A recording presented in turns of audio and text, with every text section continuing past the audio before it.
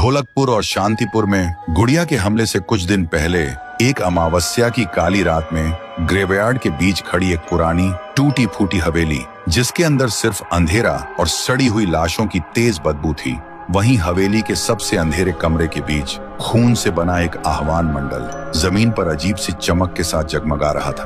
उसके बीच एक पुरानी गुड़िया रखी थी और आह्वान मंडल के इर्द गिर्द 3 तांत्रिक उस गुड़िया पर श्रापित काला जादू की विधि कर रहे थे। 3 तांत्रिकों की आवाज एक साथ गूंज रही थी। मंत्र इतने भयानक, इतने गहरे थे कि जैसे हर श्रापित अंधेरों के आत्मा को आजाद कर रहा हो।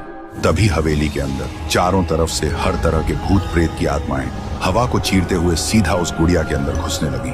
और जैसे ही आखिरी आत्मा घुसी, गुड़िया की आंख खुल गई और अचानक वो 3 तांत्रिक टुकड़े टुकड़े होकर बिखर गए। तभी गुड़िया उठती है और जोर जोर से हंसने लगती है। उसका हंसना इतना तेज, इतना खौफनाक कि पूरा ग्रेवयार्ड कांप उठता है। और इसी तरह पैदा हुई शैतानी रूह से भरी राक्षसी गुड़िया। फिर एक दिन गांव के कोने में 2 छोटी बच्ची गाना गाते गाते खेल रही थी। तभी वो गुड़िया आती है और 2 बच्चों का गाना चुपचाप एक अजीब सी मुस्कान के साथ सुनने लगती है।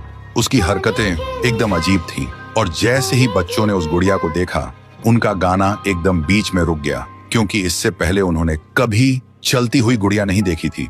अगले ही पल वो गुड़िया दोनों बच्चों के करीब आई और उनका खून चूस कर दोनों को मार देती है।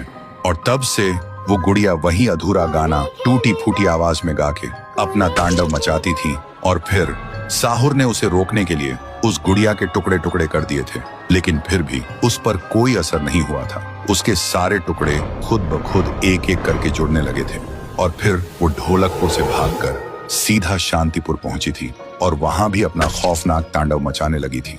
लेकिन शांतिपुर में भी उसका आमना सामना हुआ था पीहू और साहुर से, और फिर दोनों ने मिलकर उस गुड़िया को आग से जलाकर खत्म कर दिया था। और इस तरह पीहू और साहुर ने गांव वालों को उस श्रापित राक्षसी गुड़िया से बचाया था। लेकिन जलने से पहले जब साहुर ने अपने जादू से उसे कस के पकड़ रखा था, तब गुड़िया अपनी एक उंगली चुपके से जमीन पर गिरा दी थी।